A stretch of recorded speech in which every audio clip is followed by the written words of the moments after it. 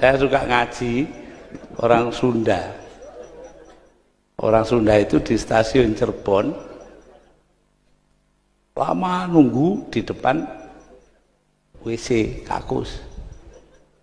Dibuka, orangnya keluar dari dalam sambil masang celonanya keluar. Lah si Sunda ini kan orangnya halus, atos, maksudnya atos itu sudah. Gitu. Si Jawanya salah paham. Oh atos, mencret tuh.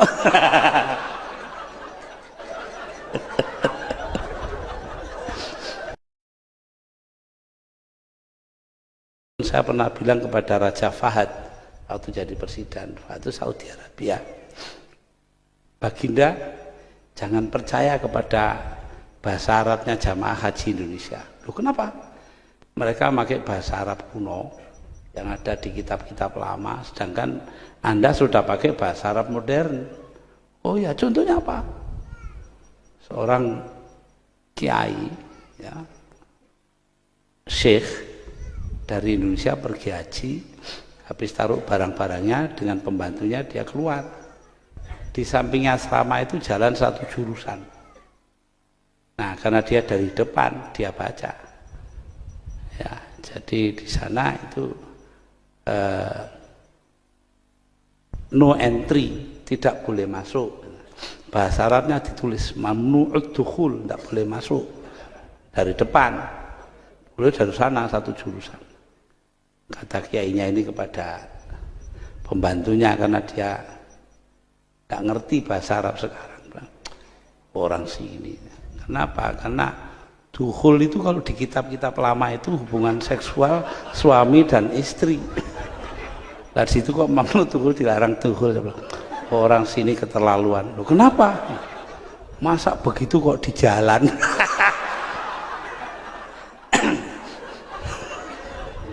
Raja Fahad ngoyo kepingkel-pingkel. Setelah sampai kembali di Jakarta, seminggu kemudian saya dapat surat dari seorang warga negara Saudi Arabia. Terima kasih Anda telah membuka mulutnya raja kami. Semenjak jadi raja tidak pernah buka mulut itu.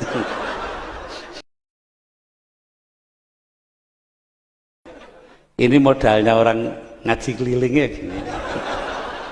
Harus cerita yang lucu-lucu, kalau enggak orang lari. Dan harus begini. Enggak boleh obrak-obrak itu tuh. Itu bukan mubalik, itu mantan dan ramil. Wah, ada yang begitu. Mantan dan ramil suruh khutbah. Ya ayyuhan nas, ittaqullah haqqa tuqatih wa la tamutunna illa wa antum muslimun. Wahai manusia, bertakwalah kalian kepada Tuhan kalian. Awas kalau tidak. Pakai awas bareng. Lah itu baru khutbahnya sana itu. Ya.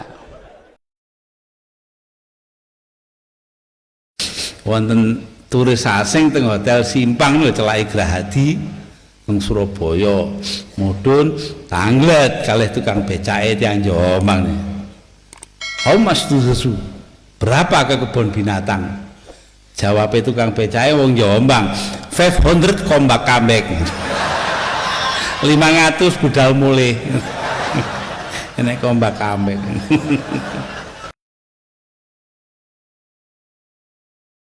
Lah terus Bung Karno mendesakan berdirinya bangsa Indonesia itu karena kebinekaan. Nggih. Jarene Cina nggih bejo kula. Cina Surabaya mriku. Susah jadi orang Jawa. Loh susah piye? Bahasanya susah. Kenapa? Tanah gali-gali keluar air kata sumu.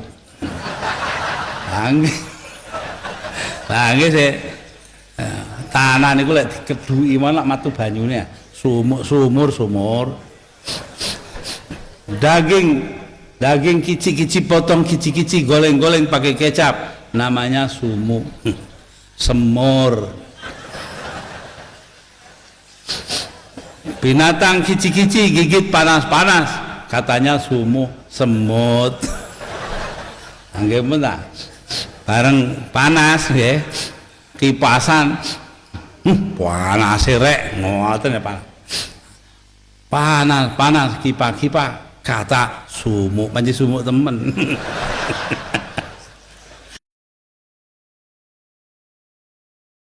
Enten tiang Madura sekolah teng Australia. Belajar kimia. Nah kimianya anggere nulis rumusane teng bor ngoten pun mesti anggere bener mesti luluse. Mboten kathik ngerti bahasa Inggris sing jeru nggih. Bahasa Inggris carane dheke niku lulus mergi rumus-rumus mawon.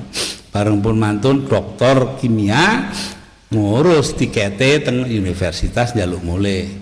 Jarine pegawai universitas, when will you go back to your country? Kapan kau natene mulai nang negaramu? Jawabnya nopo? Cara Inggris tapi cara Inggris dheke. Mun tak mande ya Tuesday. Enek mone bareng. Enek kapane gak Senin ya Selasa.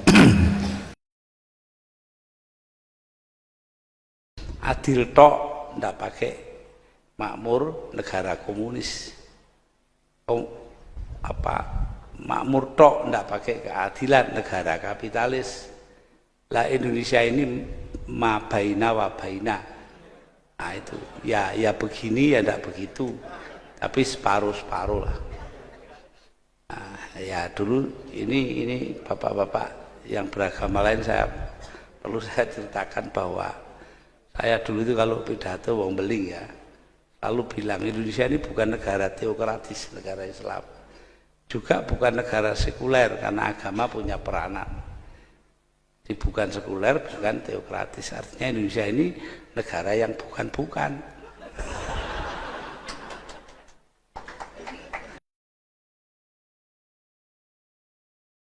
Ya, kula niku lak kadang-kadang guyon senengane.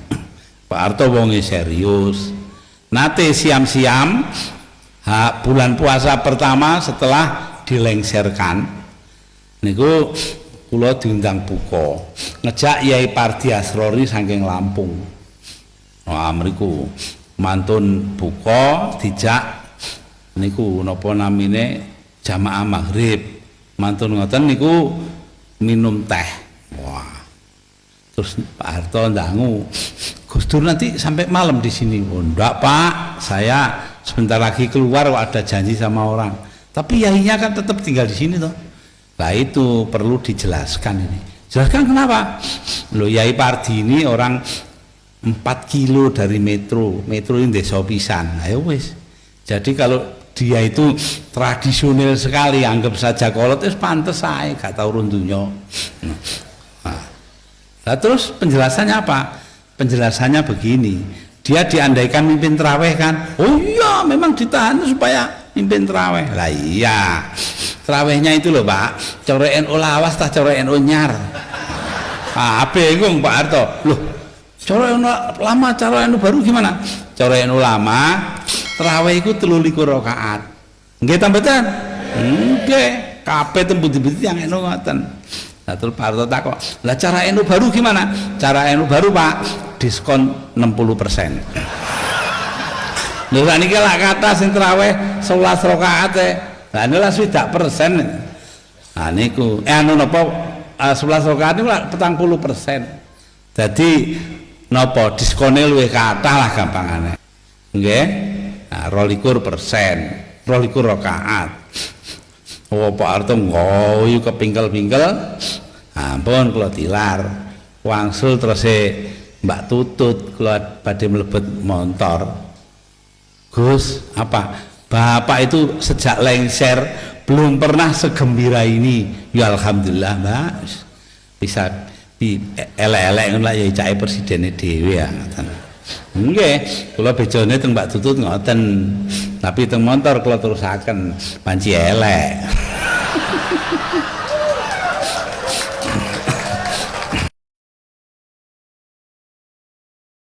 Perbedaan itu adalah alasan berdirinya sebuah bangsa. Loh, alasan kita jadi bangsa yang satu, bangsa Indonesia itu kan karena perbedaan yang situ. Bukan karena apa-apa. Maknani bahasa saja beda-beda kok. Ada orang naik sepur kayak baru zaman dulu dari Gupeng Surabaya, kamar mandinya penuh orang, jadi dia tidak bisa buang air kecil. Di Kertosono takut dia kalau ditinggal kereta, tapi sudah sampai di Madiun tidak kuat, dia turun. Begitu kereta berhenti dia turun, lari ke belakang, belakangnya kereta api, dia jongkok kencing di antara dua rel itu. Ada pegawai stasiun datang, Pak, ambil nunjuk WC jauh gitu. Kalau kencing yang jauh sana, kita kan paham itu ya di WC gitu kan. Tapi orang itu lain pahamnya, masa dari Surabaya ke Madiun kurang jauh. Loh, kok kadar jauh aja loh, kok bisa berbeda penafsirannya itu. Padahal barangnya sama atau yang diomongkan, tapi lain beda ya. Berbeda-beda penafsiran.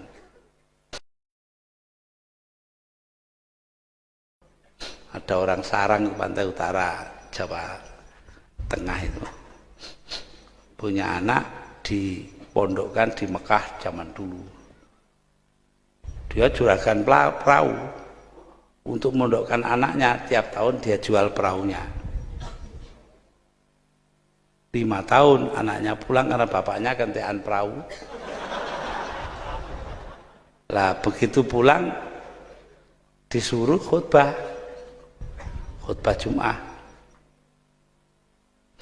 Alhamdulillah, biasa ini Muhammadiyah ini. Si Cidok kan gitu tuh. Alhamdulillah, NU ini loro. Alhamdulillah, lah kok telu. Alhamdulillah 4, bingung dia orang tuanya. Alhamdulillah 5, bangkit bapaknya bangun. Kurang ajar, perahu 5 kamu tuker. Alhamdulillah 5.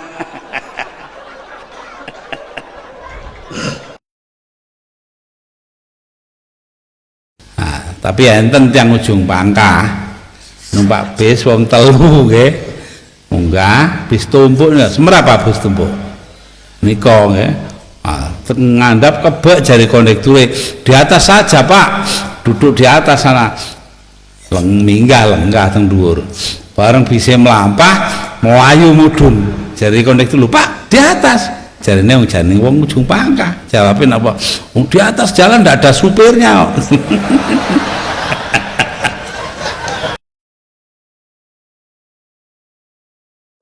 Orang mengatakan bahwa Gus Dur itu tidak lulus di Al-Azhar, itu salah. Salah. Tanyakan Kiai Sanusi. Salah. Dia memang tidak kuliah.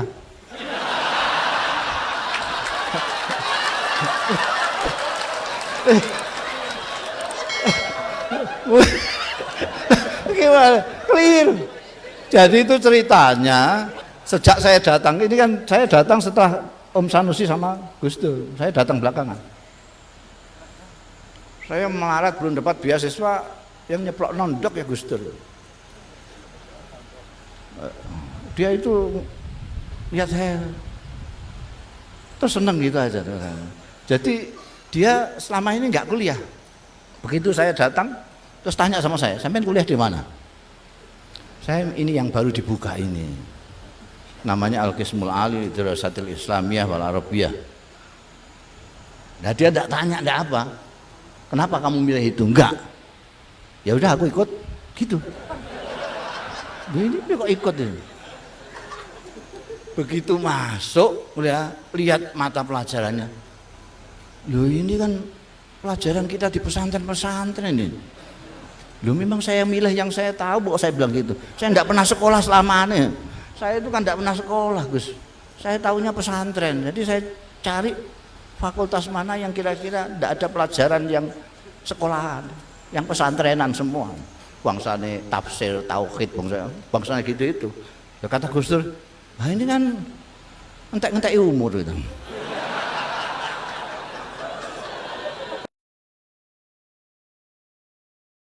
Gus Dur cerita banyak soal hal-hal yang lucu tentang kekuasaan. Nah, kalau kayak beginian mau Natalan gitu kan dia telepon saya tuh, selamat Natal. Saya bilang, Gus Dur, saya beragama tidak serius. Dia jawab, saya juga ngucapinnya nggak serius.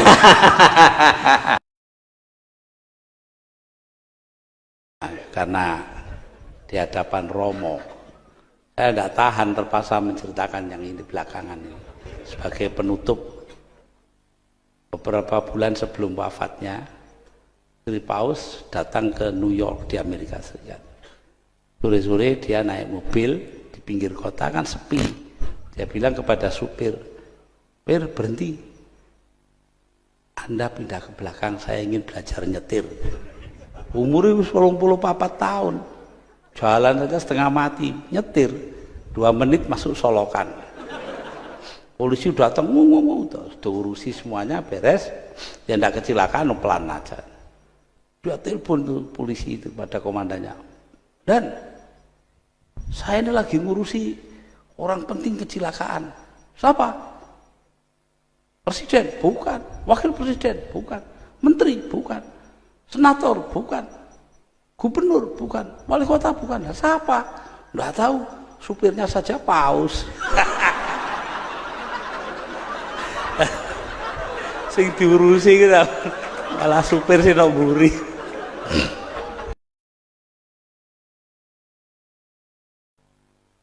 Ini kalau disuruh nutup itu bingung ya. Kenapa? Karena NU itu dulu miliknya kan wabillahi taufik wal hidayah. Sekarang dipinjam Golkar. Susah setengah mati saya ini. Ahmad Abdul Hamid almarhum dari Kendal itu mencarikan gantinya, wallahul muwaffiq ila aqwamit thoriq. Sekarang di mana-mana wong NU begitu. Tapi saya ini cengkal, saya tidak mau gitu ya. Tambah ya lah wis. Wabillahi taufik wal hidayah waridho wal inayah. Wassalamualaikum warahmatullahi wabarakatuh.